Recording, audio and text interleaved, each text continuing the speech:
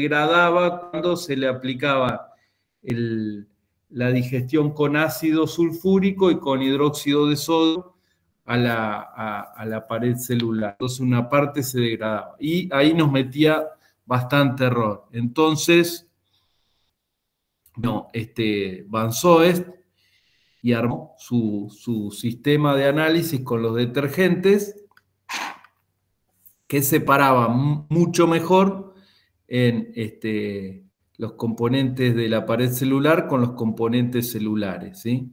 Y entonces tenía los solubles en detergente neutro, separaba hemicelulosa de celulosa, lignina y sílice.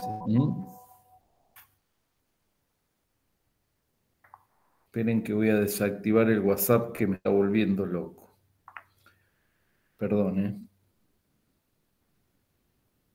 Bueno, es el chino nomás ahí en el grupo el que arrancan los prácticos. Ahí les está por compartir la guía de trabajo práctico.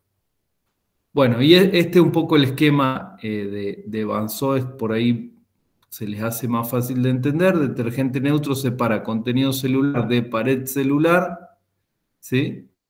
Y después el detergente ácido separa hemicelulosa y pectina de celulosa y lignina y lignocelulosa, que es celulosa impregnada con lignina. Y estos análisis se combinan con fórmulas para calcular distintos indicadores. Todavía no vimos la definición total de nutrientes digestibles y de digestibilidad, la vamos a ver un poquito más adelante, pero para que vean acá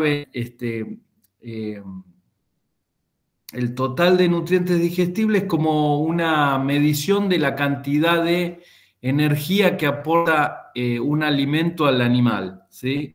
Y fíjense que acá están todos los componentes del análisis proximal, ¿sí?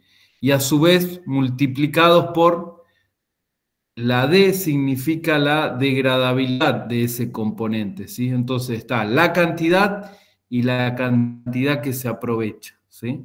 ¿Por qué creen que acá en este término, o sea, están los 4 que aportan nutrientes en forma de energía? No están las cenizas, y fíjense por qué creen que está multiplicado por 2,25 el extracto libre, el extracto etéreo.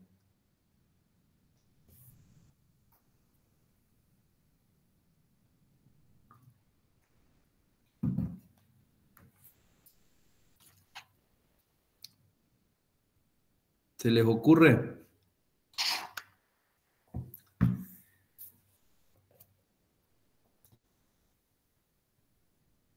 ¿Se acuerdan que les decía que la cantidad de lípidos, que la cantidad de enlaces carbono-carbono y carbono-hidrógeno incrementaba la cantidad de energía de los alimentos?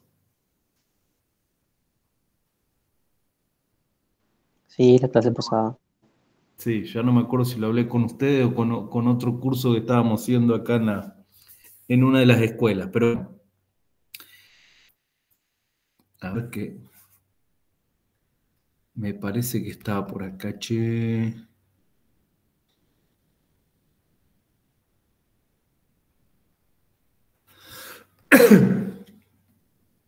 Acá. Les mostraba un poco esto. Que los lípidos, grasas, aceites y ceras tienen el doble de energía que los carbohidratos. Y mirábamos un poco las estructuras, esta es una glucosa y esto es un ácido graso libre.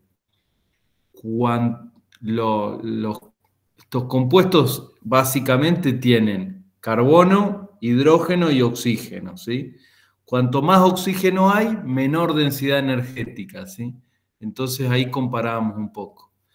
Entonces, cuando se aplica esta fórmula, ¿sí? Y está hablando de energía, se entiende que el extracto libre de nitrógeno, la proteína y la fibra, todos aportan energía en la misma proporción, pero en el caso del extracto etéreo de los lípidos aportan el doble, ¿sí?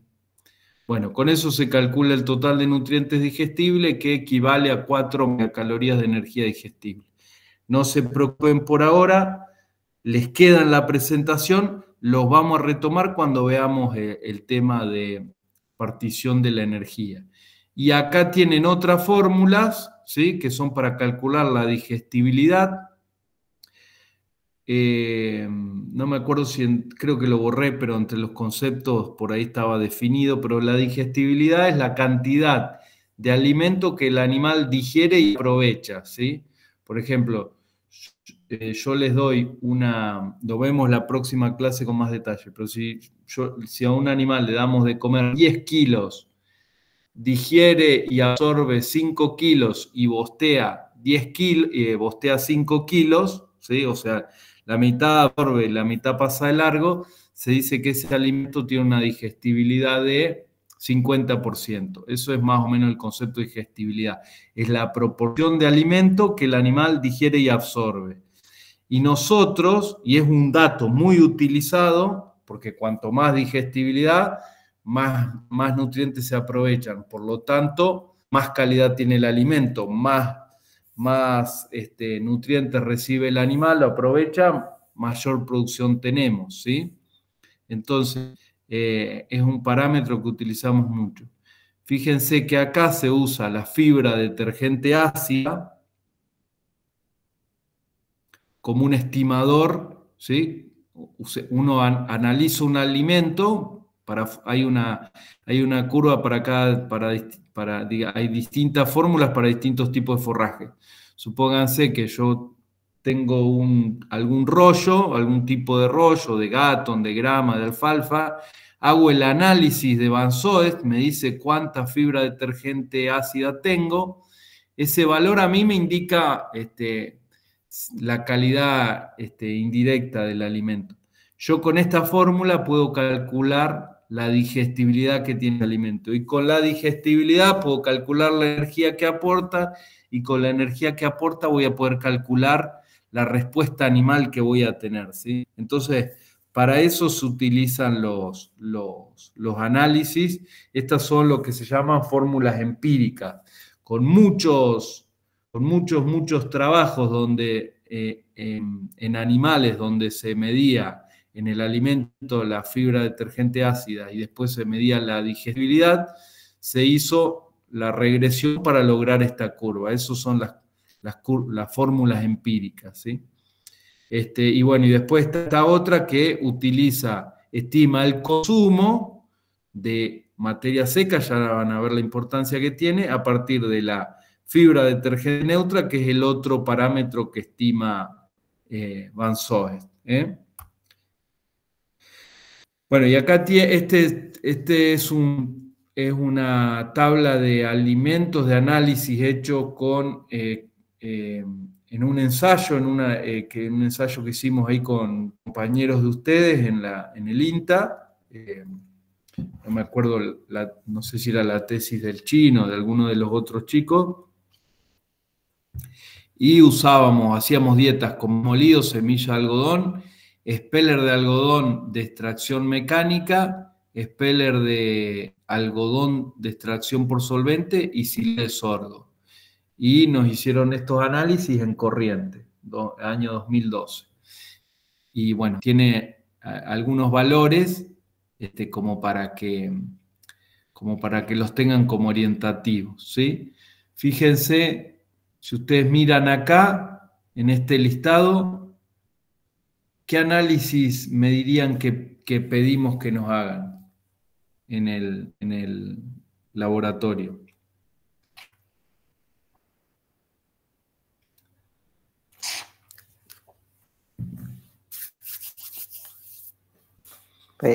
Y el de Vansoet y el análisis inmediato, los dos más.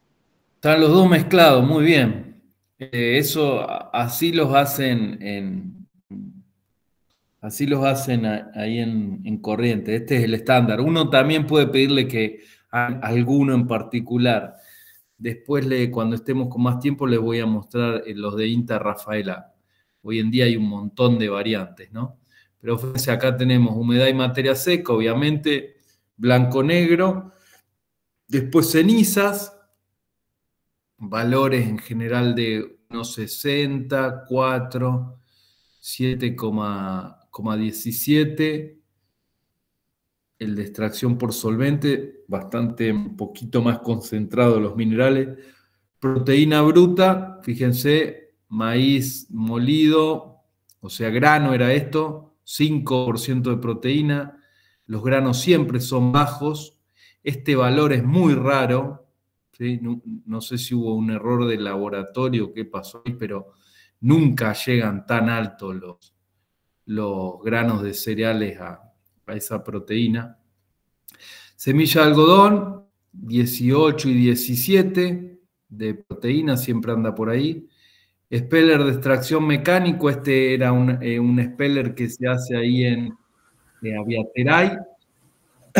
Algunos a lo mejor lo han utilizado en sus campos. Después vamos a ver las particularidades. Es un speller con bajo contenido de proteína. Y fíjense el de extracción por solvente, que tiene más procesos de extracción de aceite, tiene mayor contenido de proteína. Y inmediatamente acá abajo tiene el extracto etéreo. El de extracción mecánica, un proceso menos eficiente, queda con 10% de lípidos, de grasa, de materia grasa, de aceite. El de extracción por solvente 2,13, bien bajito. Y la semilla original de algodón tiene alrededor de 19 a 20, ¿sí? Bueno, fibra, todos bastante fibrosos, menos el maíz, que tiene mayormente... Acá es raro que también es alta la pared celular, digamos, ¿no?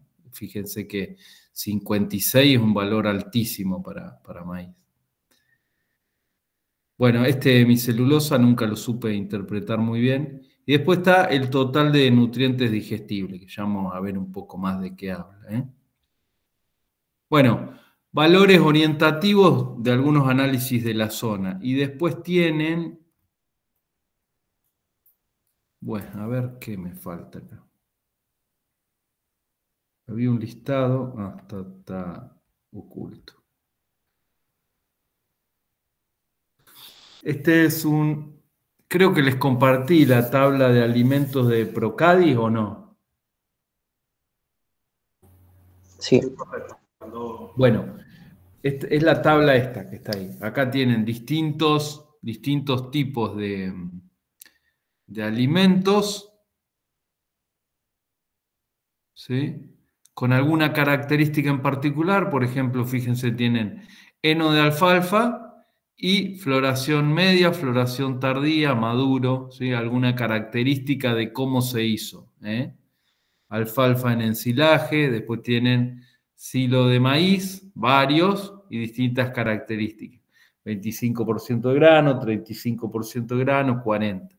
Si esto, la lógica acá indicaría que a mayor cantidad de grano, mayor energía tiene que tener el silo. Entonces, vamos a la columna de contenido de energía. Fíjense, 2,21, 2,49, 2,39. Este está medio al revés. Pero bueno, es como hablábamos en la primera semana. Esto es biología, no es matemática, ¿sí? Debería haber por lo menos patrones. Van a encontrar cosas raras como esta, ¿sí? En los hilos, la energía viene dada por el grano. Bueno, después los miran y bueno, después tenían varias cosas más anecdóticas. Bueno, y vamos a la clase de hoy, que es, vamos a hacer un repaso rápido del aparato digestivo que ustedes ya conocen porque aprobaron anatomía y fisiología, ¿les enseñan, cuando estudian fisiología, les enseñan digestión o no?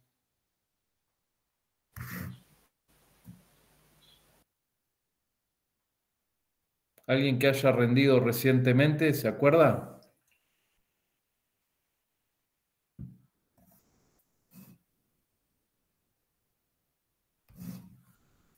Hola, hola.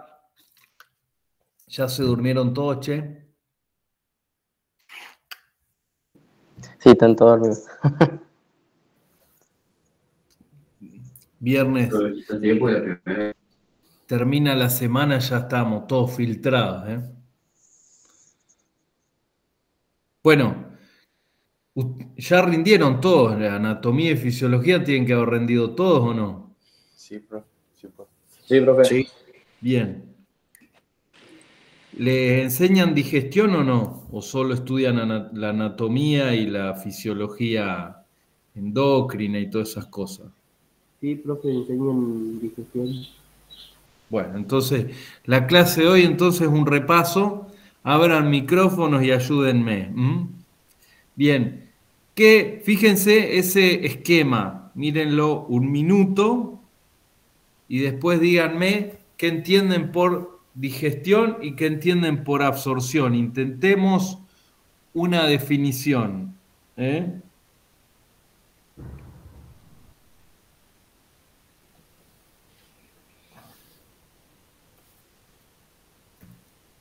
En digestión tienen acción las enzimas que degradan a los nutrientes para transformarlos en nutrientes utilizables para los animales.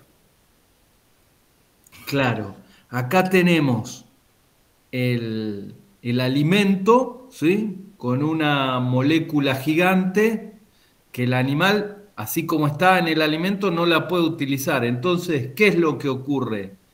Mediante la acción enzimática, química, mecánica, hace la degradación, como bien decía el compañero, a sustancias más simples que el animal después puede absorber y conducir por el torrente sanguíneo para terminar utilizándolo en algún tejido.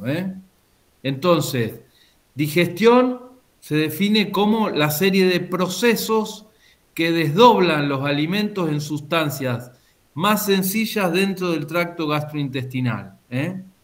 Palabra clave entonces ahí, desdoblar o degradar los alimentos a sustancias más sencillas, ¿sí?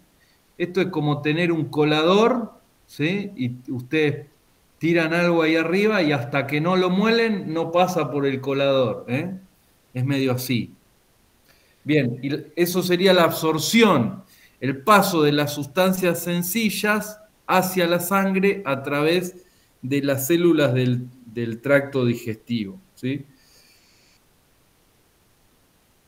Eso es la absorción, el pasaje de la luz del intestino, del tracto gastrointestinal al animal en sí. Bien, procesos de digestión, procesos que intervienen en la digestión. Tres tipos, mecánicos, químicos y microbianos.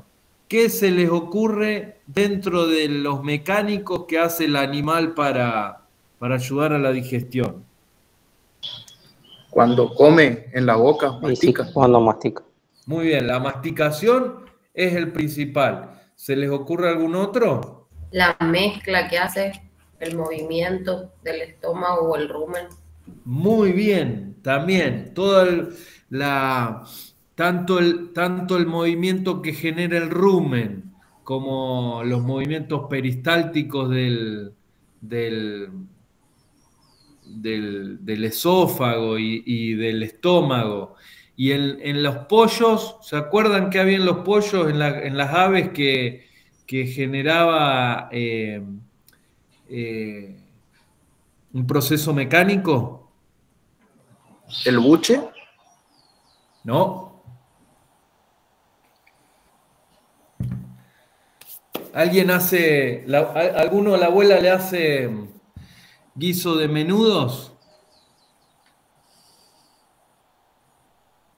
No, pero Es muy antiguo eso, ¿eh? Bueno, vamos a los químicos. ¿Qué proceso químico se les ocurre que trabajan dentro del tracto gastrointestinal?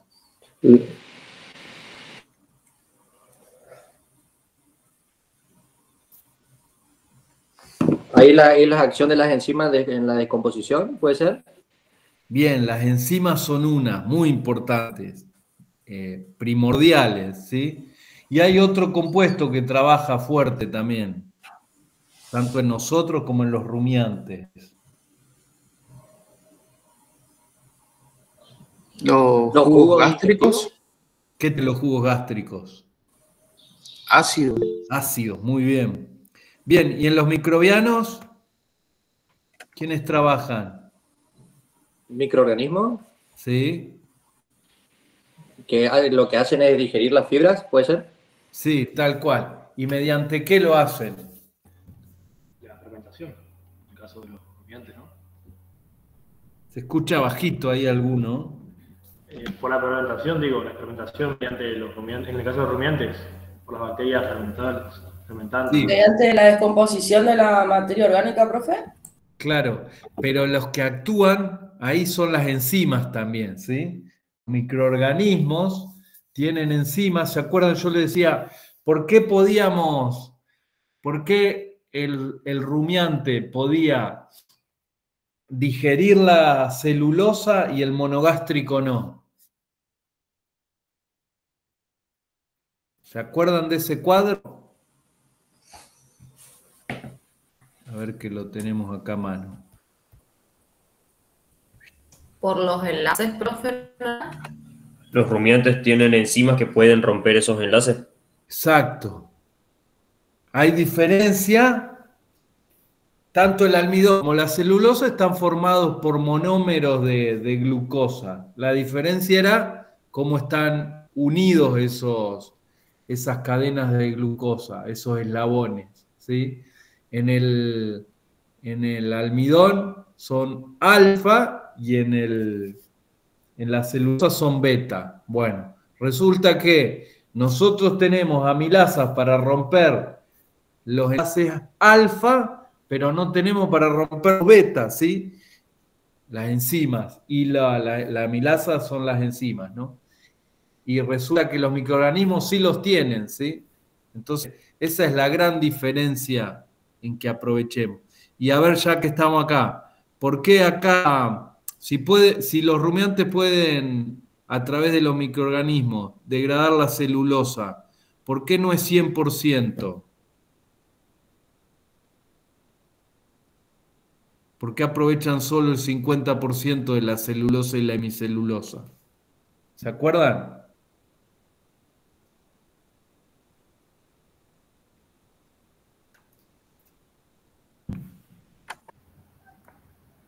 Por la presencia de lignina. Muy bien, porque va incrementando la cantidad de lignina. La lignina se va metiendo entre las fibrillas, impregnando la celulosa. Ahí decía, cuando hacía el análisis de Van Soest, la lignocelulosa que daba en la FDA, y eso es inaprovechable por las bacterias. No hay forma de que le saquen nutrientes, ¿eh? Así que vamos bien, vamos bien. Bueno, sigo acá. Bueno, ahí me hice una ayuda a memoria. Pensar dónde ocurre cada uno de estos procesos. Bueno, ahí me dijeron los mecánicos, la masticación y la motilidad y la mezcla en el rumen y en el estómago. Los químicos, ¿dónde trabajan los químicos?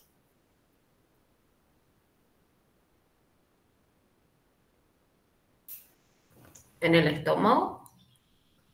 Bien, en el estómago inicia y continúa después o solo el estómago.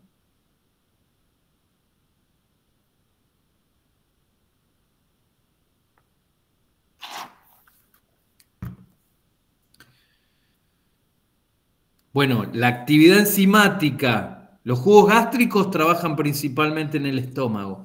Y después hay un proceso muy intenso, ahora lo vamos a ver, de actividad enzimática que continúa sobre todo en la primera parte del intestino delgado, ¿sí?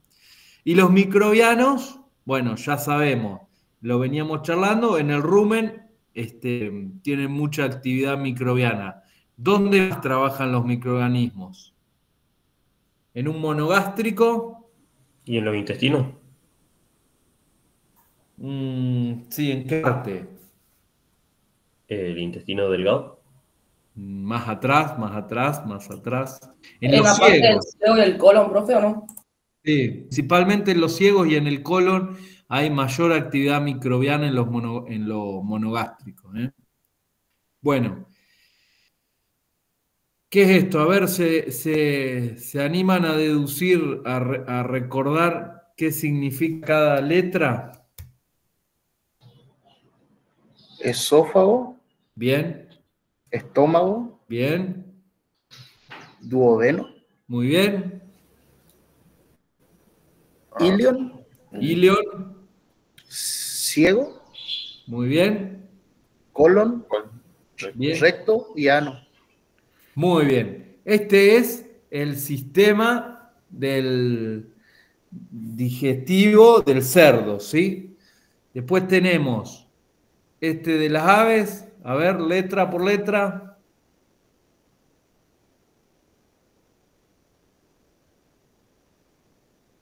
Acá ya se complica ya. Epa. Esófago, Bien. buche, Puche. P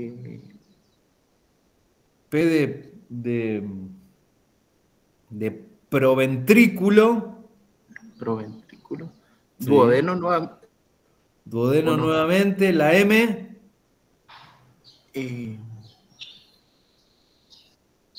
La molleja. Molleja, pues. Molleja, bien. Eso es lo Sí. que... Con eso hacía el guiso mi abuela. Después... Ya Ilion. apareció al otro. ilion, ciego, recto y... ¿Y? Ah, Apa. y se complicó. Cloaca. Cloaca. Sí. Bueno, ¿y este? La vaca, el rumiante. Primero, Eso. bien. Esperen, vamos, no sigamos las letras, sino el orden en que viene. Sí, después toca este. ¿RD qué es? El rumen. Este es la retículo o redecillo, no sé por qué le ponen la D. Y después viene rumen, ¿sí? Después sigue ¿qué es? O mazo. Omazo, muy bien. ¿AB? Abomazo. Agomazo. Bien. Y acá viene la D. De duodeno. Bien.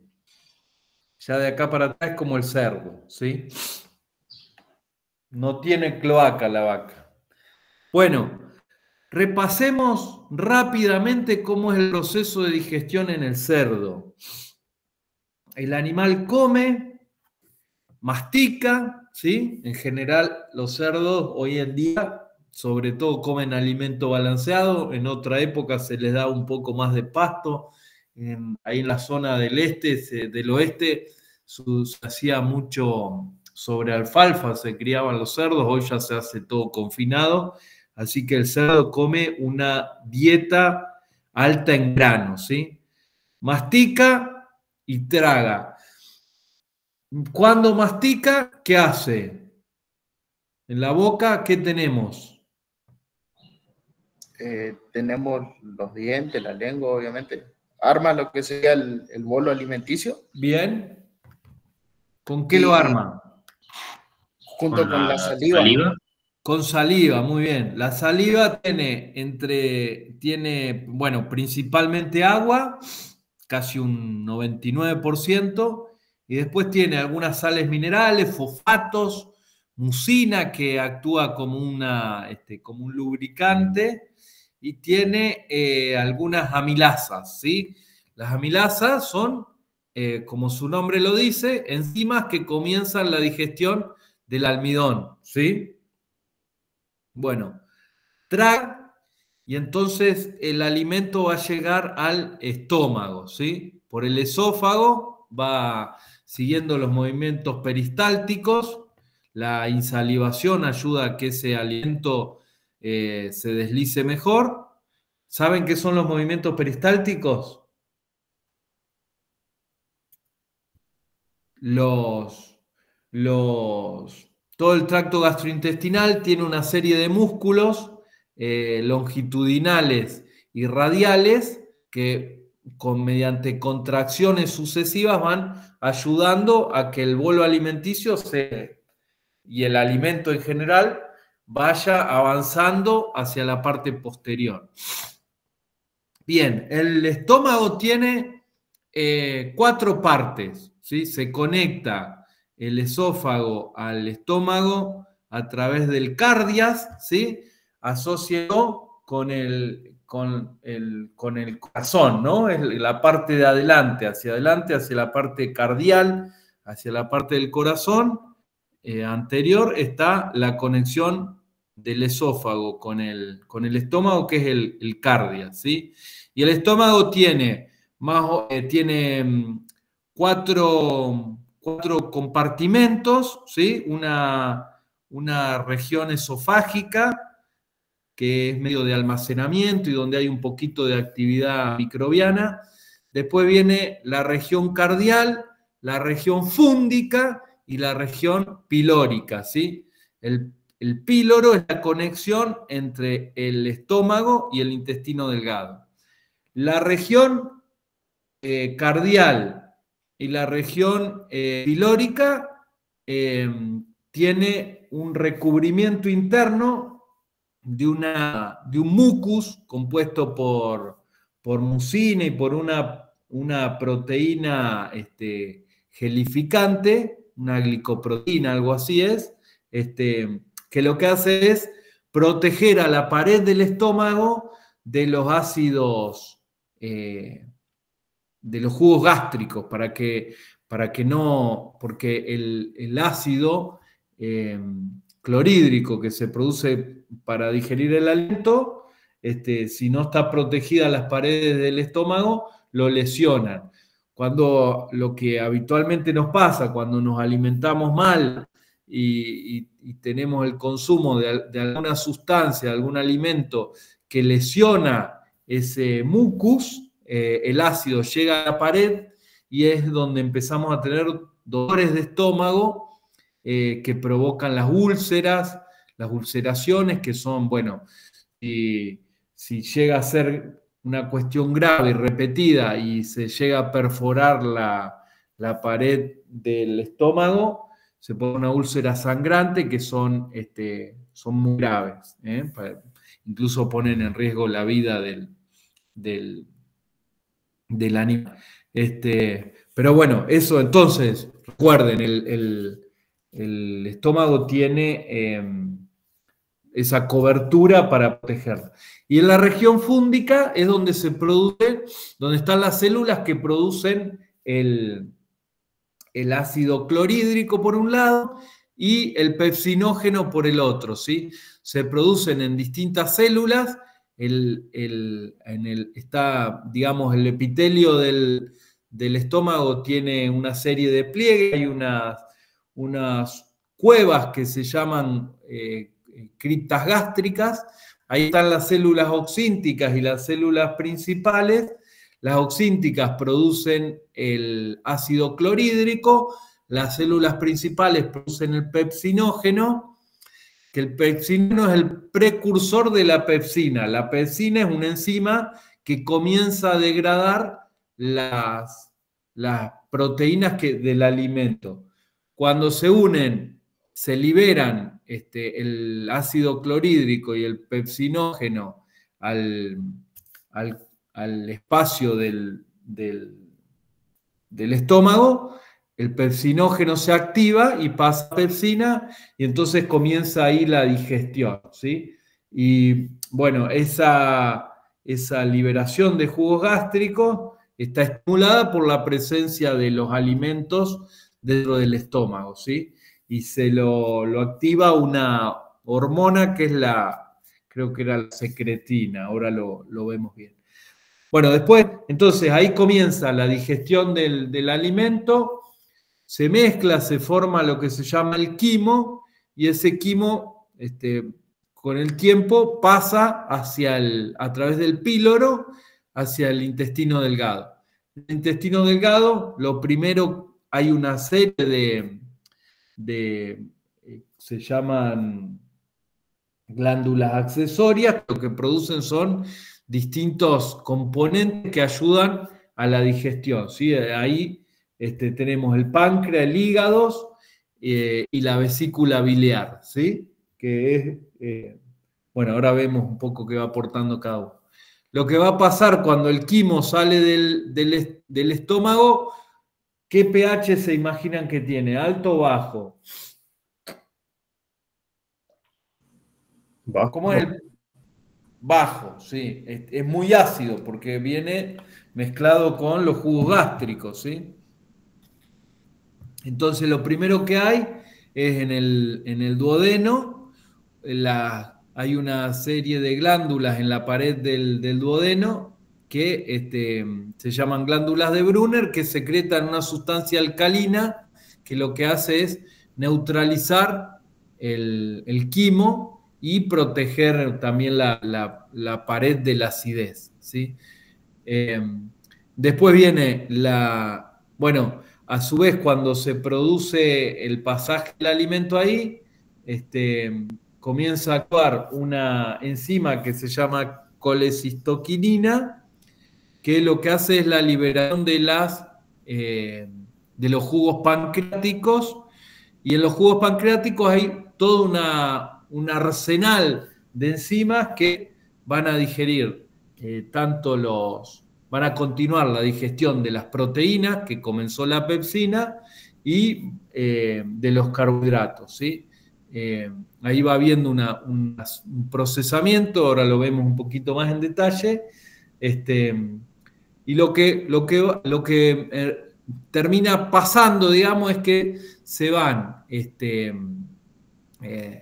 cortando las moléculas grandes en compuestos más pequeños hasta que pueden ser absorbidos y pasado al torrente sanguíneo, ¿sí? Bueno, también la vesícula biliar aporta bilis que colabora con la digestión de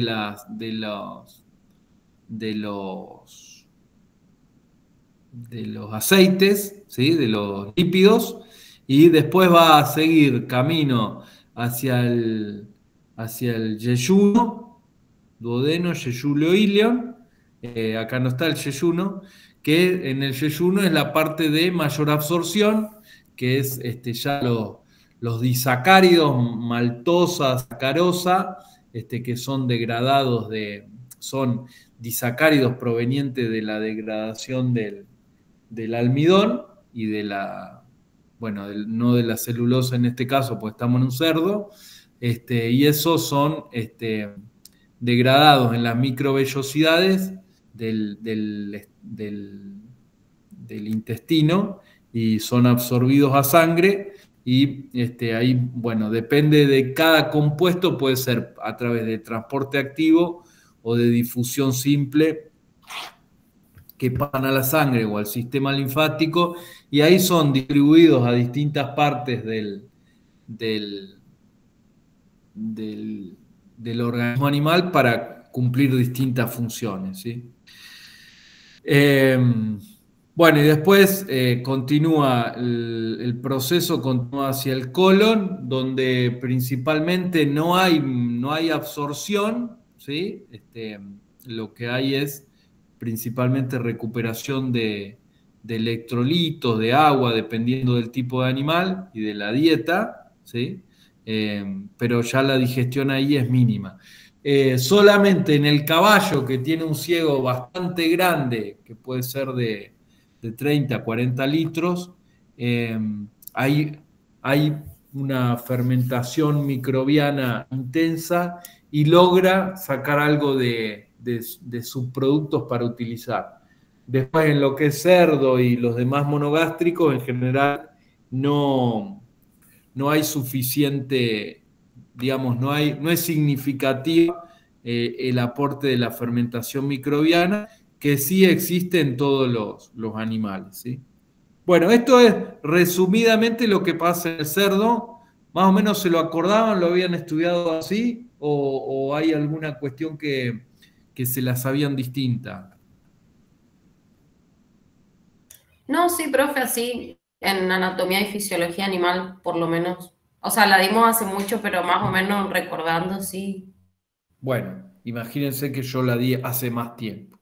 Bueno, rápidamente veamos las aves. Las aves, bueno, obviamente no tienen dientes, tienen pico, no mastican, sin salivan, tienen algo de amilasa en la saliva, y lo que hacen es llenar el buche con alimento que aparentemente no tiene una función fisiológica el buche, sino que es más bien como un sistema de comportamiento, digamos, ayuda a que el animal pueda, cuando encuentre una fuente de alimento, aprovecharla rápido y llenar el buche y qué sé yo, imagínense una paloma, encuentra un puñado de maíz, se lo come lo más rápido que puede y se vuela para ponerse a salvo y hacer la digestión. Si se quedara, si no tuviera el buche y tuviera que comer y digerir y para volver a comer, bueno, obviamente está en riesgo de que venga un gato y se la comas. ¿Se entiende? El buche tiene una función de logística, por decirlo de alguna manera. Y en el buche, bueno, continúa la actividad de la amilasa y también hay alguna actividad microbiana, ¿sí? Que empieza a ayudar a la digestión y produce algunos ácidos grasos volátiles. Bueno, después, el movimiento peristáltico va haciendo que el alimento avance, llega al proventrículo, ahí sería el estómago verdadero del ave, que lo que hace es la secreción de la pepsina y del jugo gástrico, perdón, del ácido clorhídrico, ¿sí? Similar a lo que veíamos recién para el cerdo. Y ahí va a la molleja, y la molleja es un órgano musculoso revestido por, no me acuerdo el nombre de la proteína que lo reviste, pero es cuando está la presencia del ácido clorhídrico, se endurece y hace las veces de órgano mecánico, digamos. Lo que hace es, incluso mucho, en la mayoría de los animales, de las aves, consumen pedritas o arenisca, que se llama grit, que lo que hace es almacenarse ahí y tiene una función de digamos, abrasiva, ¿sí? Alguna vez si carnean una gallina en el campo, puede ser que se encuentren como bolitas de vidrio, por ejemplo. Yo me acuerdo de alguna vez haber visto. Y lo que pasa es que la gallina come algún pedacito de vidrio y lo tiene en la molleja y entonces va funcionando ahí como un diente, digamos. Entonces, cuando la molleja trabaja, el alimento se va mezclando y se va raspando contra el vidrio, contra la arena que hay ahí adentro, contra estas piedritas, y eso ayuda a que haya una mayor degradación mecánica, ¿sí? Y por supuesto, la función de la degradación mecánica es ir abriendo nuevas paredes, nuevas caras de ataque del alimento por parte de los microorganismos en el caso de los rumiantes, de las enzimas en el caso general de la digestión de los animales. ¿Se entiende eso? Sí, profe. Sí, Bueno, profe. de ahí para adelante, la absorción en el intestino delgado es similar a lo que veíamos recién con el cerdo. Vienen los ciegos que también almacenan y tienen algo de actividad microbiana. No, tampoco tienen una función indispensable. Ahí en el libro les cuenta que se han hecho experimentos diseccionándole a las aves los ciegos y el buche y siguen viviendo sin problema, digamos. O sea que no tienen una funcionalidad indispensable para la vida, ¿sí? Y bueno, por último la cloaca, que sería el depósito anterior al ano, que ahí es donde, bueno, va tanto las deyecciones sólidas como líquidas. Vieron que la gallina no orina, parece una verdad de perogrullo, pero elimina los fluidos junto con las heces, ¿sí? De heces sólidas. Y la cloaca también es donde sale el huevo cuando está en postura.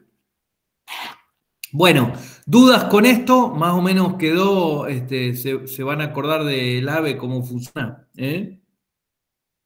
Esto está todo explicado ahí en el McDonald's, ¿sí? Bueno, y después viene la vaca. A ver esto. A ver. Vamos a dejarlo para la clase que viene, ¿sí? Un poquito para verlo con más detalle en la clase que viene. Pero acá lo que ocurre, básicamente el animal come, parecido a lo que hace con el buche, el animal llena el rumen y después se va a la sombra, ahí rumea y remastica, rompe, traga, insaliva cuando mastica, mete en el rumen se mueve, ese rumen, como bien decía la compañera, tiene el rumen una serie de pilares que son tendones con musculatura que hace que el rumen se contraiga un sector, se amplía hacia otro y entonces el alimento adentro está mezclándose permanentemente. Eso hace que las bacterias vayan accediendo a distintas caras de los alimentos, a su vez también lo va rompiendo, también contribuye la digestión. Y bueno, eso va a ir degradándose una parte, transformándose en ácidos grasos volátiles, ya lo vamos a ver, que difunden por la pared del rumen y van a distintos lugares donde son utilizados. Y hay una parte que no se va a degradar nunca porque es indigestible, que va a terminar pasando por el píloro hacia el omaso y al abomaso y va a seguir la digestión ahí, ¿sí? Pero lo vamos a ver con más detalle en la próxima clase, ¿sí? Cuando veamos bien fisiología ruminal. Bueno, rápido estas partes ya un poco las charlamos. Lengua, labios y dientes. El bovino no tiene dientes en la parte superior, tiene un rodete que le ayuda a apretar el alimento. El bovino come con la lengua, ¿sí? No sé si alguna vez se han detenido a mirar cómo hace el pastoreo una vaca.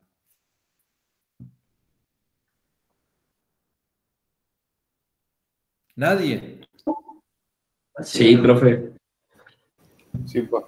¿Cómo hace? Lengua envuelve el pasto y lo arranca. Exacto. Saca la lengua, envuelve el pasto, lo mete en la boca, aprieta los incisivos inferiores contra el rodete, que es la parte, es como la encía sin dientes arriba, y ahí una vez que lo apretó, tac, pega el cabezazo y arranca. Básicamente eso es lo que hace, dependiendo un poco también de la terneza del alimento, ¿sí? Y eso, tácate rápido, lo que hace es masticar. El maxilar superior es más ancho que el inferior, entonces si cierra la boca, los dientes de arriba no coinciden con el de abajo. Entonces cuando mastica, fíjense que mastica de costado, porque lo que busca es hacer un un efecto de cizalla entre los dientes de arriba y de abajo y eso produce mayor ruptura del alimento. Entonces, el rumiante lo que hace es corta, insaliva, mastica un poco y traga, ¿sí? Y recién eso, más o menos, un rumiante se estima con la disponibilidad adecuada de un alimento de cierta calidad, divide su día en 3 periodos. 8 horas come, 8 horas rumea y 8 horas descansa, ¿sí? Si todo está en orden, ese es un poco el comportamiento general. 8, 8 y 8. 8 por 3, 24, ¿sí? Entonces, cuando está pastoreando, que es el momento que más energía le demanda y más incomodidad y tiene que ajustarse a las horas de calor, de frío, bueno, lo que hace ahí, mientras pastorea, traga, corta, mastica rápido y traga, corta, mastica rápido y traga. Y después cuando se va a la aguada, a la sombra, a rumiar, que está cómodo, echado, parado, ahí regurgita, remastica. La masticación cuando hace la rumia es muchísimo más exhaustiva, ¿sí? Porque ahí lo que está buscando es romper bien el alimento y traga, ¿sí?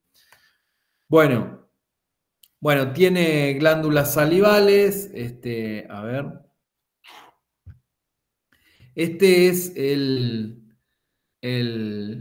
la anatomía de la boca, esto es de una jirafa, ¿eh? No sé por qué pusimos una jirafa, pero básicamente igual que la vaca, ¿eh? ¿Ven? No tiene incisivos superiores, tiene el rodete, los labios, los molares, y si miráramos acá los molares inferiores, son más chicos, sobre la vaca, están más juntos, entonces por eso hace la digestión, la masticación del lateral. Estas son las glándulas salivales. ¿Cuánta saliva produce una vaca por día? ¿Tienen idea? ¿En No. qué lo miden? ¿En mililitros? ¿En litros? ¿En hectolitros?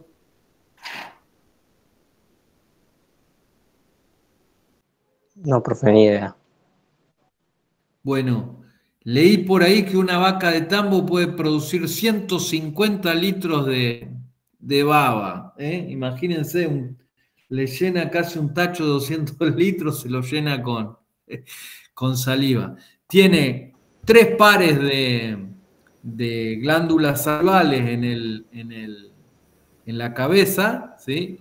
Parótida, maxilares, sublinguales.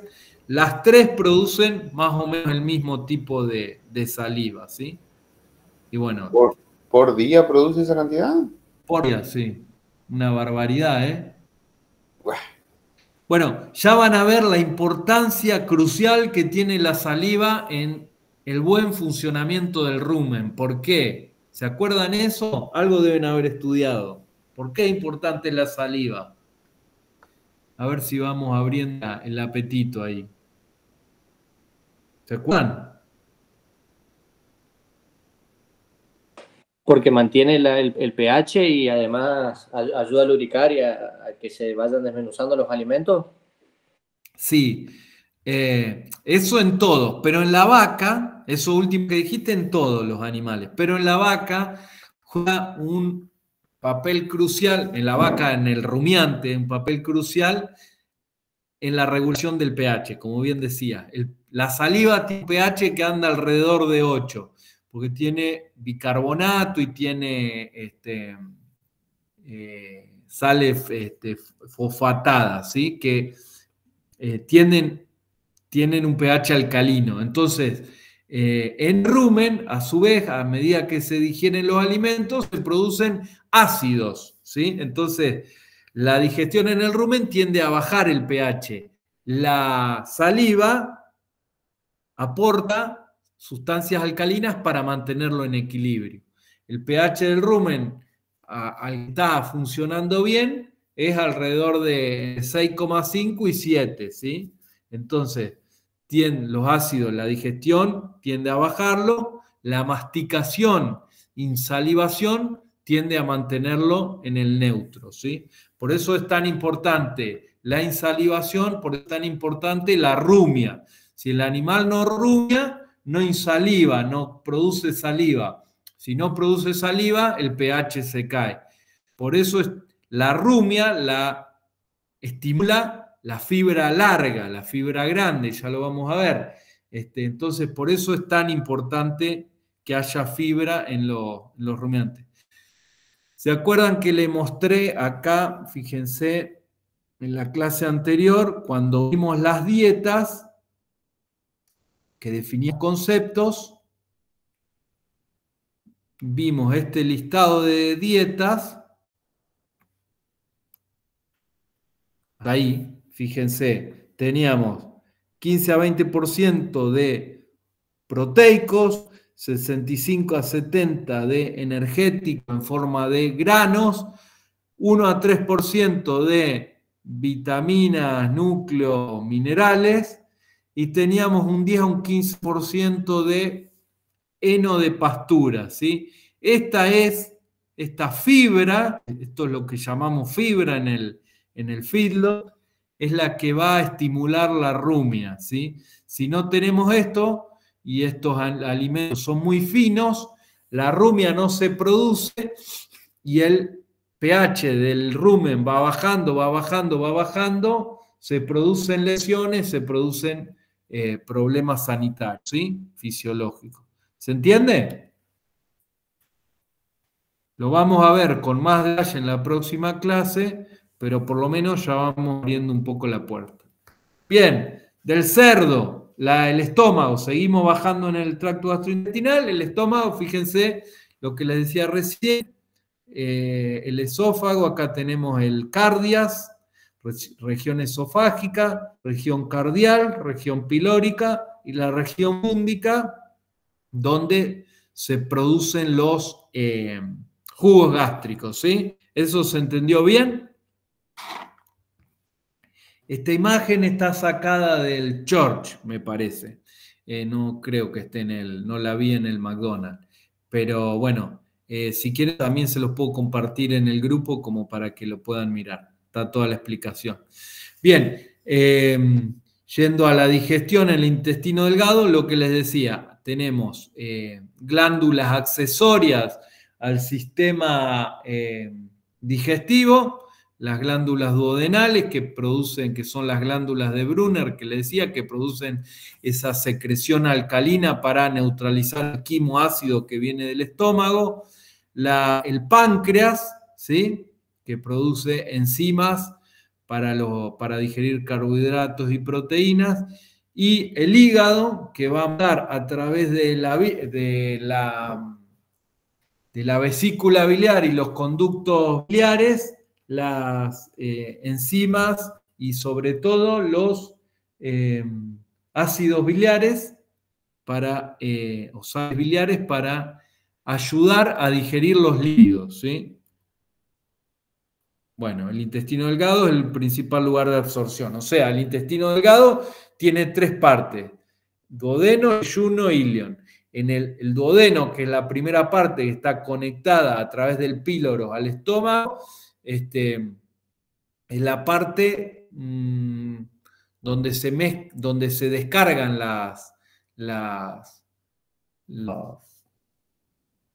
los jugos, las sustancias pancreáticas, la bilis y lo de las glándulas de Brunner, las sustancias alcalinas, donde arranca la digestión. O sea, continúa la digestión que arrancó en el estómago. Luego en el yeyuno ya llegan las sustancias más degradadas, más digeridas, y ahí se va a producir mayormente la absorción, ¿sí? Bueno, acá les pegué algunos cuadros como para que puedan ver un poco las funciones de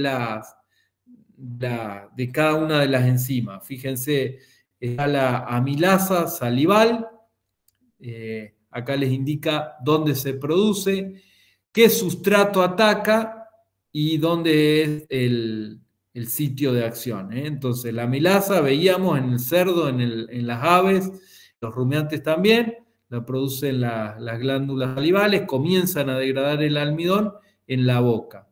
Después está la pepsina, que la produce en la región fúndica, la mucosa estomacal, atacan las proteínas, bueno, el pepsinógeno sería el precursor, ¿sí? No sé ahí por qué figura como sustrato. Y trabajan en el estómago. Bien, y después vienen todas las que produce el páncreas, fíjense, fuente páncreas, páncreas, páncreas, acá tenemos amilasa pancreática, lipasa, que va a degradar grasas, la tripsina, polipéptido quimotripsinógeno. Ahí, bueno, ahí en el libro van a encontrar toda una explicación que no es fácil de digerirla, valga la redundancia en nutrición, pero bueno, péguenle una leída. De todas maneras, no es relevante que para el examen o para el coso sepan qué hace cada enzima, ahí les explica qué enlace peptídico ataca, qué tipo de sustrato toma, cuál es el producto. Bueno, es demasiado fino. Me interesa que sepan que trabajan enzimas, dónde se producen, cuáles son las glándulas importantes y algunos detalles más particulares. Bueno, todas estas trabajan en el intestino delgado y después están las que se producen en las células del intestino delgado. Acá son importantes la maltasa, lactasa, sacarasa, fosfatasa, que son las que están en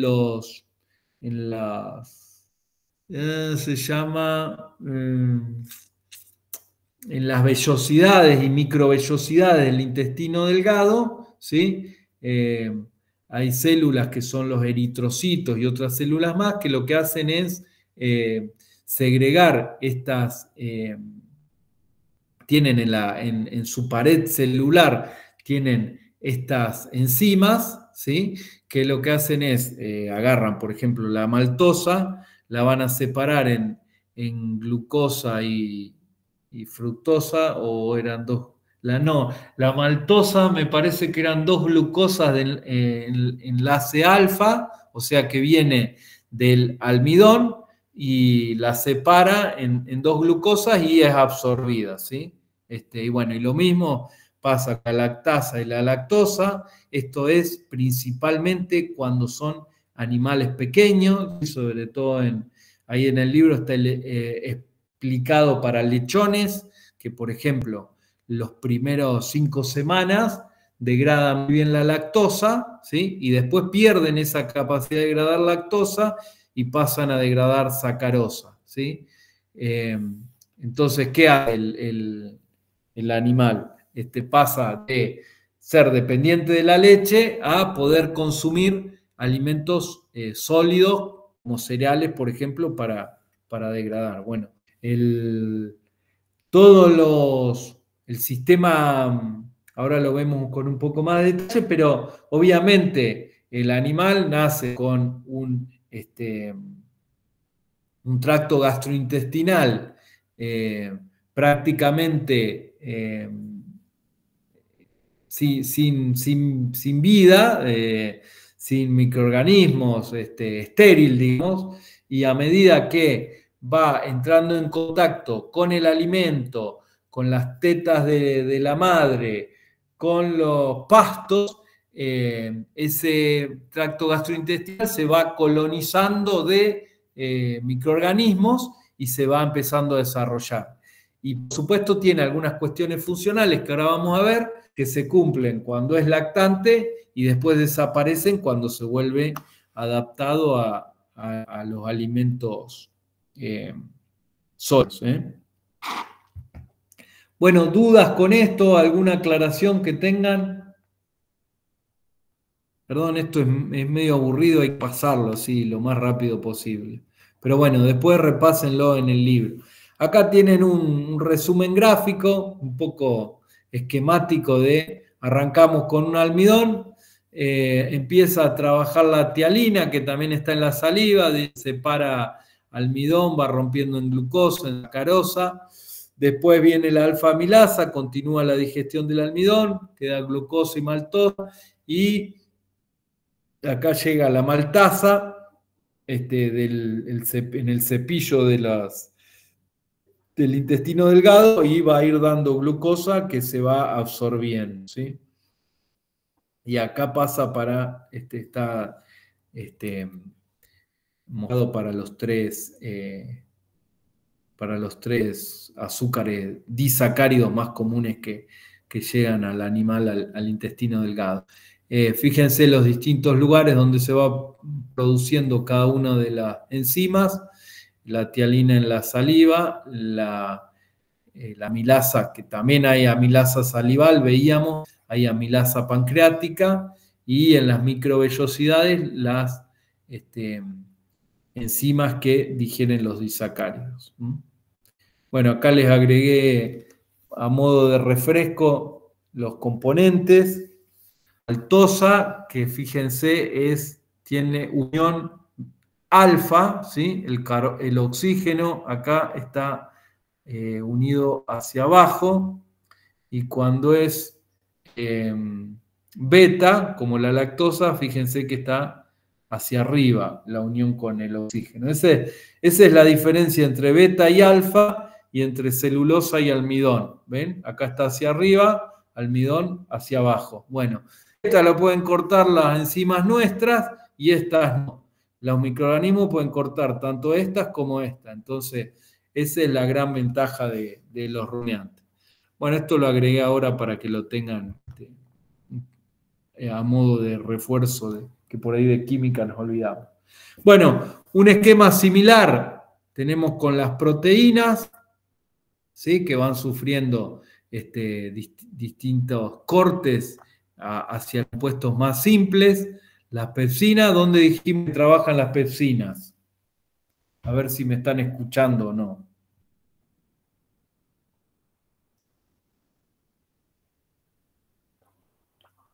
Cric, cric.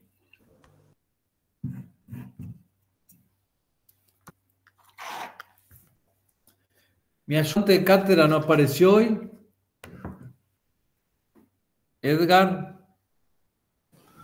En la mucosa, ¿puede ser? ¿Qué era? La pepsina. La mucosa. Hola, profe, buen día. ¿Qué dice? Estoy, se me tildó todo. ¿Cómo está, Edgar? En el estómago, profe. Bien, en el estómago. ¿En qué región les dije que se producía? ¿Es abomaso? ¡Epa! Está bien, es abomaso también. Muy bien, muy bien. ¿Cuántas regiones tiene el estómago?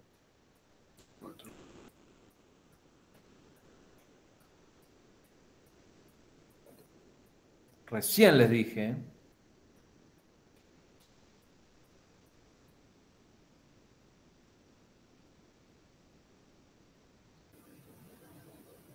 Híjole, están todos dormidos, ¿eh? 4 regiones. Bien, ¿cuáles son?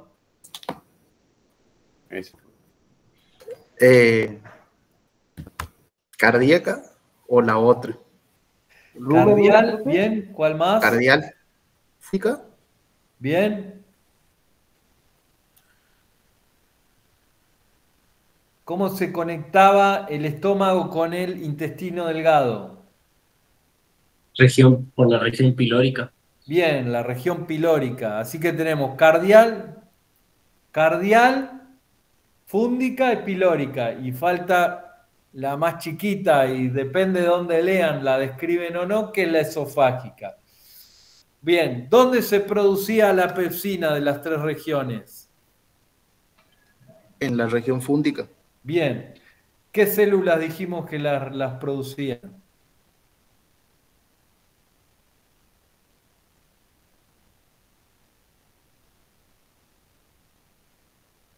Bueno, ya es mucho detalle. Creo que eran las principales, ahí siempre se me confunde.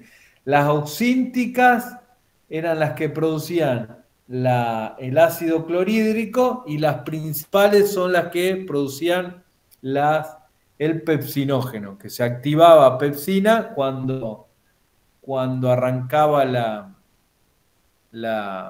la digestión. Y ahí les explica que ataca el enlace peptídico de los aminoácidos aromáticos, bueno, en fin, detalles muy finitos, pero bueno, ahí arranca a romper. Imagínense una molécula de proteína que son miles de aminoácidos pegados, imposible de absorber para el animal. Acá los empieza a cortar en polipéptidos. ¿Qué es un polipéptido? ¿Se acuerdan?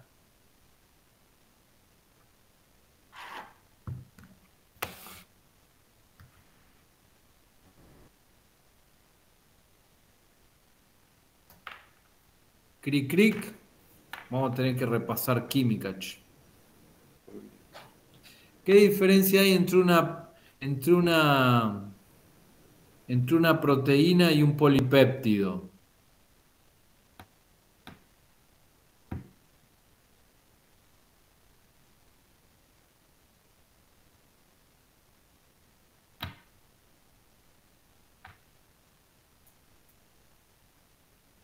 ¿Y en su estructura, profe?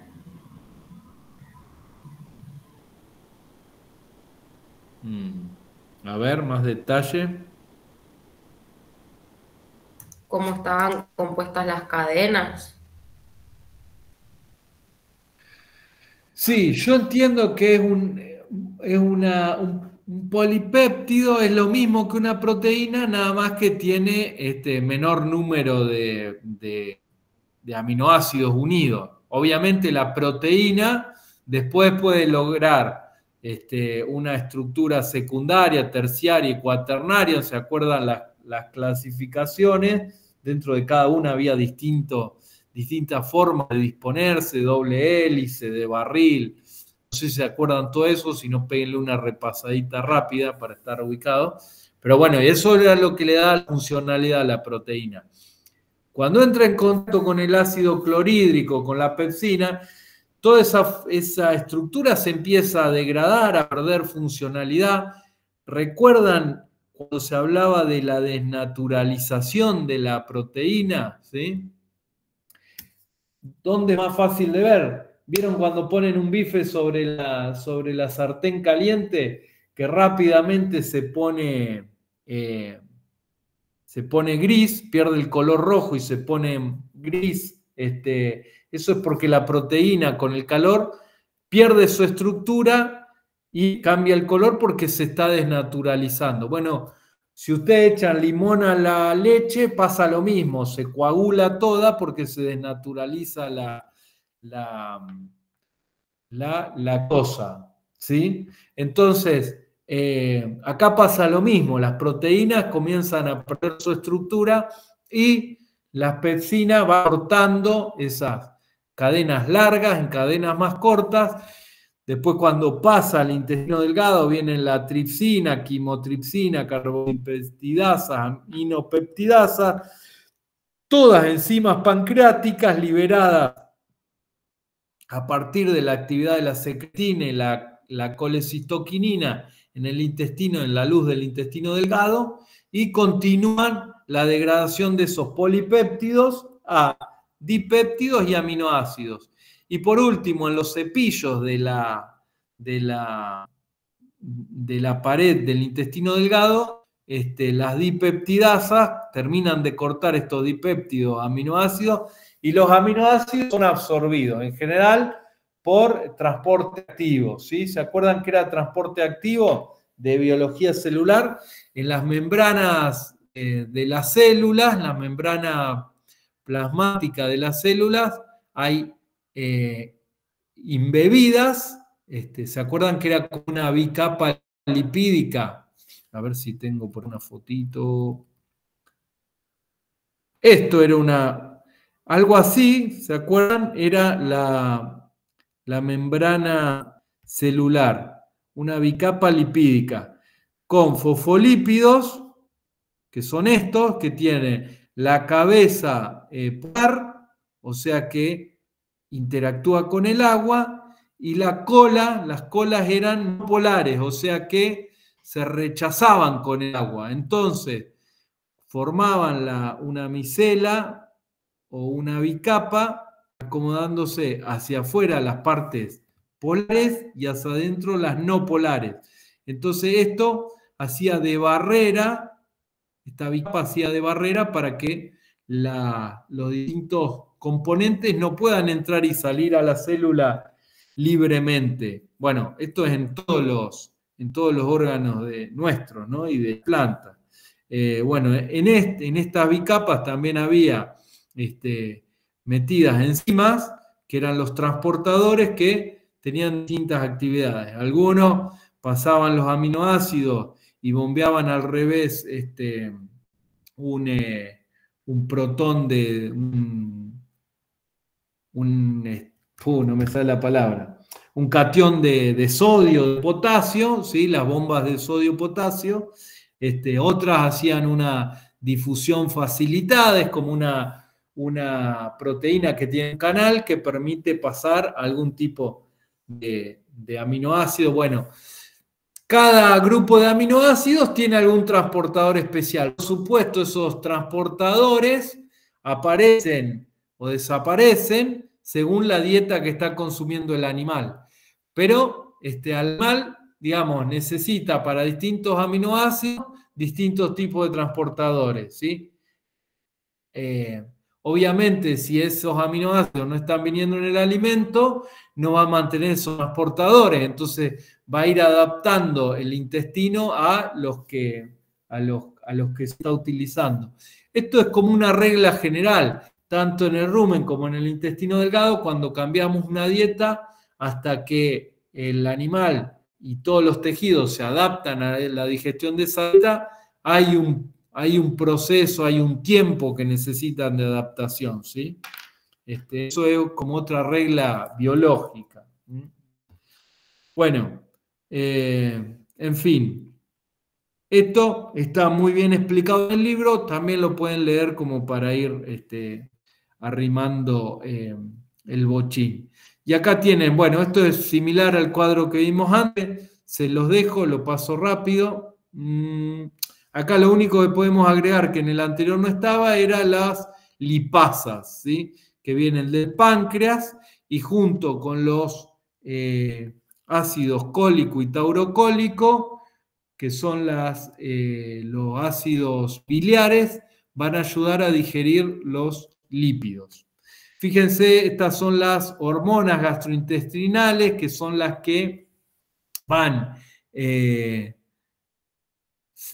son los mensajeros que desencadenan la actividad de las glándulas, ¿sí?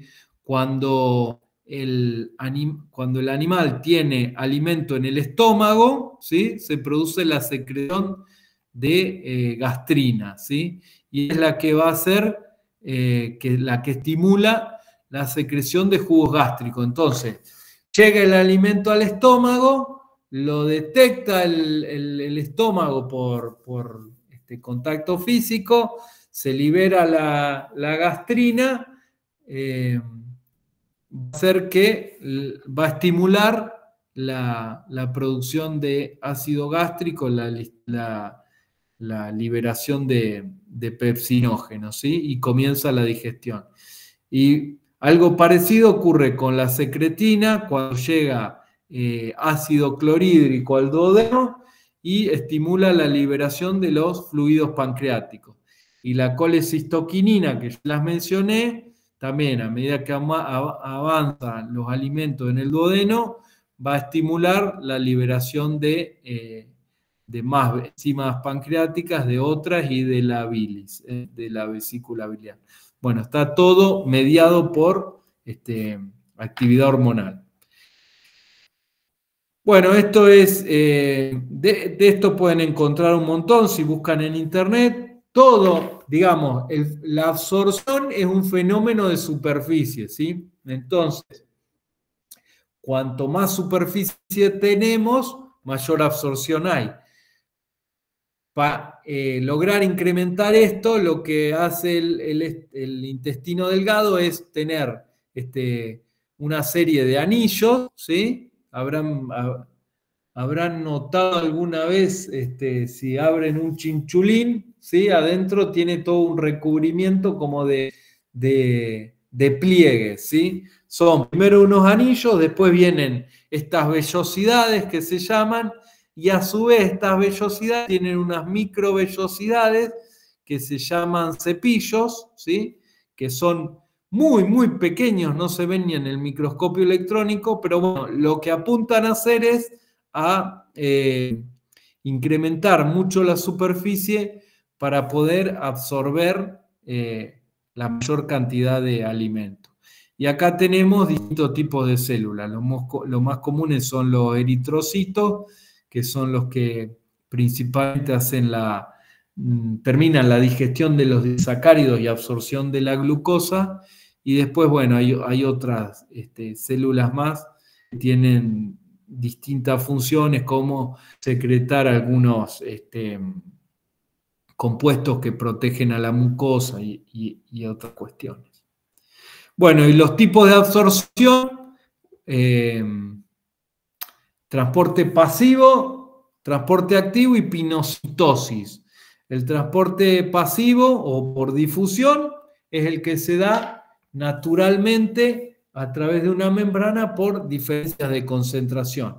Si tenemos dos soluciones acuosas mediadas por una membrana, hay algunos, y esa membrana es permeable a algunos de estos componentes, los componentes van a migrar de la de mayor concentración a la de menor concentración por presión osmótica, y eso se conoce como difusión. Es en general un mecanismo lento y lo más común en la absorción de los nutrientes es el transporte activo, que en general usa algún transporte específico con sodio, que es lo que le explicaba recién. Fíjense, en internet hay varias animaciones gráficas interesantes. Lo que hace es, el transportador está en el medio de la membrana, entra un nutriente, entra un catión, ¿sí? Como el sodio, por ejemplo, y cambia la conformación del transportador, y esa diferencia de gradiente hace que gire, por decirlo de alguna manera. Al pasar del otro lado sale el sodio, libera el nutriente, y después el sodio es vuelto a bombear hacia adentro por una bomba de sodio-potasio con gasto de ATP para mantener el gradiente. Bueno, de eso hay explicaciones en internet, van a encontrar un montón, gráficas sobre todo para imaginárselo. Y acá este sistema de transporte es principalmente para la glucosa, ¿sí? A partir de los disacáridos, y para casi todos los aminoácidos, ¿sí? Y después la pinocitosis es como si se englobara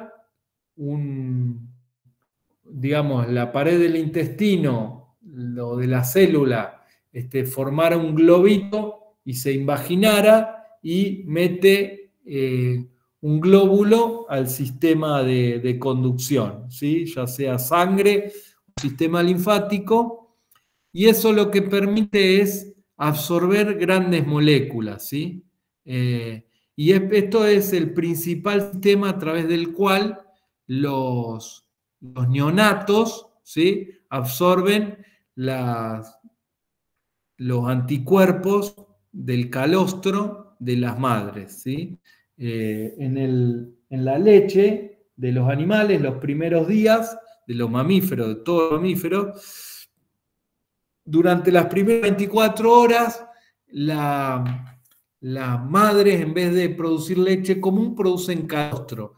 En el calostro hay un montón de enzimas que tienen la propiedad de ser anticuerpos y ser protectores, fortalecedores del sistema inmunológico del neonato, ¿sí? Del ternero, del cachorro, del animal en cuestión nuevito, del bebé. que por supuesto viene con un sistema, sale de la panza a un medio agresivo, con un montón de agentes infectivos que pueden provocarle lesiones, enfermedades. Y bueno, la forma de pasarle anticuerpos, una es a través de la leche, que es el calostro, y que tiene estas moléculas grandes, moléculas protectoras, pero claro, para que mantengan su función de anticuerpos, tienen que no perder su estructura. Entonces, no pueden ser digeridas por los jugos gástricos y por las enzimas pancreáticas. Tienen que llegar con toda su estructura libre, intacta, digamos. Entonces, por eso la pinocitosis lo que hace es envolverlas y tragárselas con su estructura intacta para que después puedan funcionar como anticuerpos. ¿Se entendió eso? Me hice un poco un lío para explicarlo. Bueno, ya para ir cerrando por hoy, los ácidos biliares, ¿cómo funcionan? Esto es así. Son como una molécula medio plana que tiene una cara polar y una cara no polar, ¿sí? O sea, una cara interactúa bien con el agua y la otra cara interactúa bien con la grasa. Entonces lo que hace es esto, ¿ven? Forma una micela, ¿sí? Adentro encierra los triglicéridos, que son hidrófobos, ¿sí? O sea, no se quieren mezclar con el agua. Entonces las sales biliares ponen la cara no polar hacia adentro y la cara polar hacia afuera y estabilizan a los ácidos grasos.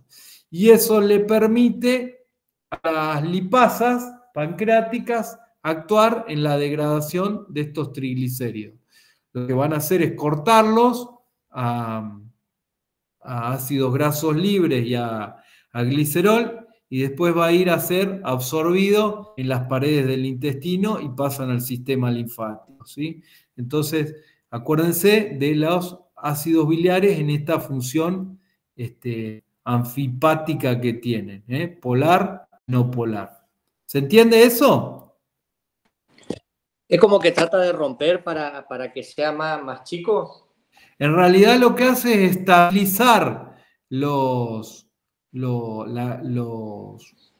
triglicéridos para que las lipasas pancreáticas puedan actuar y empezar a degradar esos triglicéridos.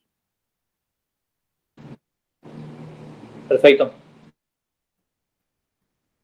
Acá habla de el poder detergente. Actúan como un detergente.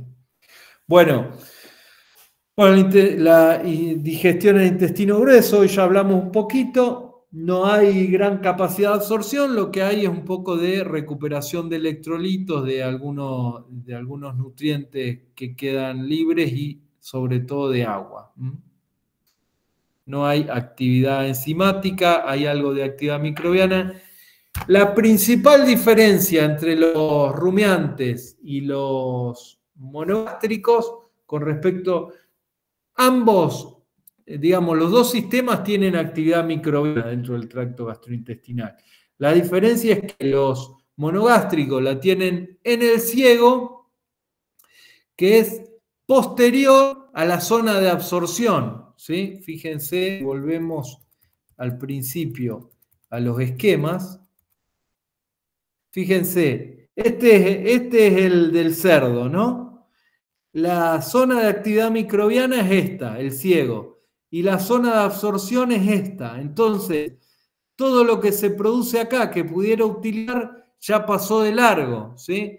En cambio, en el rumiante, la zona de actividad microbiana, que rumen, está anterior a la zona de absorción. Entonces, todo lo que produce el rumen, el animal después lo puede aprovechar mediante la digestión gástrica y la absorción intestinal, ¿sí? En el cerdo, en en el caballo algo hay, en el conejo ya no puede, no puede, la zona de absorción fuerte ya pasó, ¿sí? Y de digestión. ¿Se entiende eso?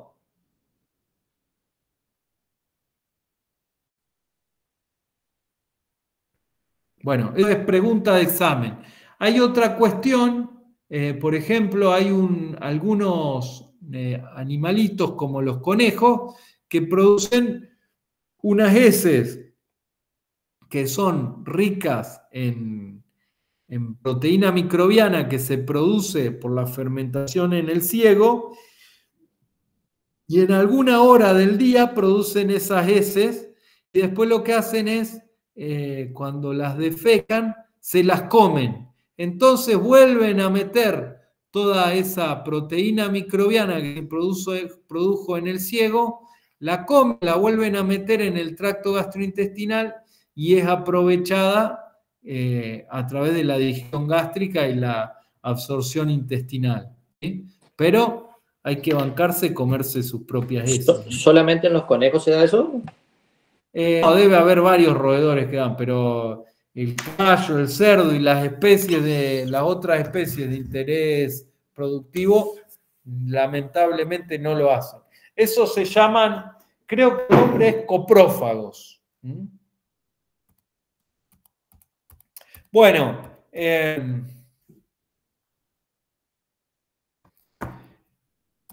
voy a dejar acá. Después lo que viene es un poco la explicación de... bueno, acá tenían lo de los lechones, lo que les hablaba hoy, de cómo se digiere hasta cierto momento lactosa y después empieza con sacarosa y maltosa, que son... lactosa es de la leche, el recién nacido, y fíjense que hay... alta hidrólisis en un recién nacido, hay mucha hidrólisis de lactosa y poco de sacarosa y maltosa, y después eso se invierte a partir de póngale un mes y medio, 2 meses, el animal se adapta a alimentos sólidos y entonces deja de la hidrólisis de lactosa baja y se incrementa la de sacarosa y maltosa. Sacarosa que viene bueno, ambos vienen de almidones, ¿sí? Bueno, y después hay un poco de anatomía del rumiante, ¿sí? Las funciones que tiene cada una de las partes, las características del rumen, ¿sí? Cómo se estratifica y qué características químicas y biológicas tiene y su funcionalidad. Pero bueno, por el tiempo lo vamos a terminar de ver ahí. Una última cosa que quiero mostrarle, bueno, fíjense cómo cambia con la edad la participación de los distintos componentes del tracto gastrointestinal del animal. Cuando nace es más importante el abomaso que el rumen, ¿sí? Y de ahí hasta los 4 meses, 4 meses es cuando el animal puede independizarse de la dieta láctea, ¿sí?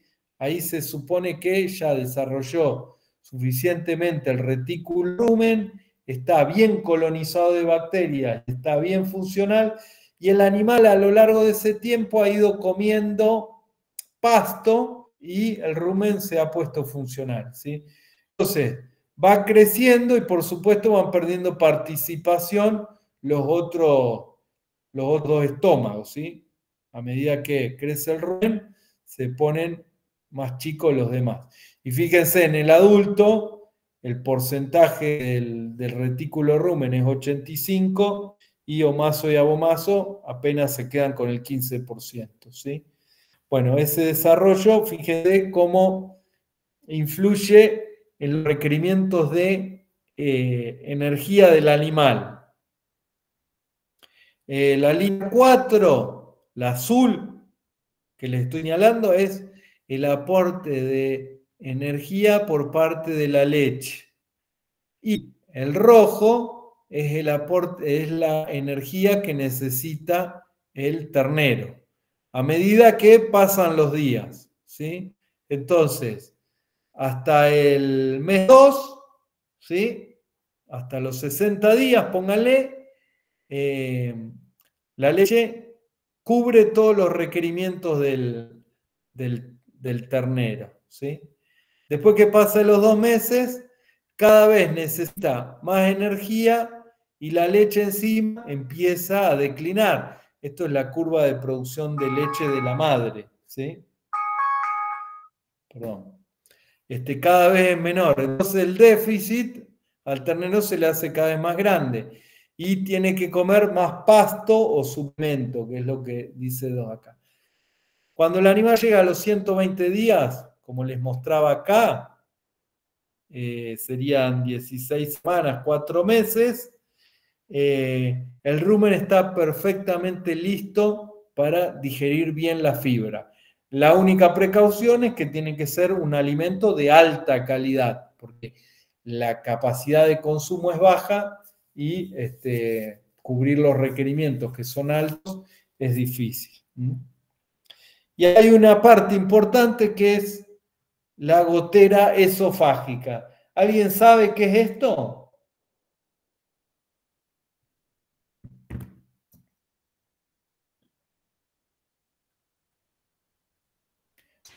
¿El mondongo? Bien, esto es el mondongo, más específicamente la redecilla o retículo. Este es la conexión al omaso. Bueno, no sé de dónde está visto acá, pero esto es la conexión, o el esófago. Debería estar el esófago acá arriba y el omaso abajo. La conexión, el píloro, perdón, la conexión al omaso. Lo que hace esto es, como la leche, si llega al rumen, es hidrolizada y se degrada la proteína de la leche, que es de altísima calidad, cuando el ternero mama y traga la leche, se activa la gotera esofágica, que es este canal, tiene acá unos pliegues musculosos que se cierra y conecta directamente del esófago al omaso, forma un tubo y entonces la leche pasa por ahí sin meterse al retículo rumen. Y eso le permite aprovecharla en toda su calidad, ¿sí? Y ese pliegue esofágico se activa cuando el animal mama, ¿sí? Cuando hace con el contacto del pezón con el paladar, se activa la gotera esofágica. Entonces la leche pasa directamente. Después, cuando ese animal crece, va perdiendo la funcionalidad. Bueno, acá hay un esquema con destete, para el destete precoz. Acá lo que tiene que ver es cómo el peso y la edad influyen sobre la calidad de la dieta que necesita, ¿sí? Pero lo repasamos más adelante. Bueno, dejamos acá porque yo tengo otra reunión. La semana que viene vamos a retomar la digestión en el rumiante y vamos a ver bien la fisiología. Bueno, les voy a compartir ahora la clase para que le peguen una mirada y volvemos a hacer un pequeño cuestionario para tratar de movilizar un poco la digestión de los conocimientos. El cuestionario viene a hacer las veces de degradación mecánica, para agitarle un poco las ideas y que las puedan digerir y absorber. Bueno, disculpen lo intempestivo del cierre de la clase. La semana que viene nos tomamos un ratito más para repasar y desarrollar bien el funcionamiento del rumen. ¿Tienen clase después de las 10 ustedes?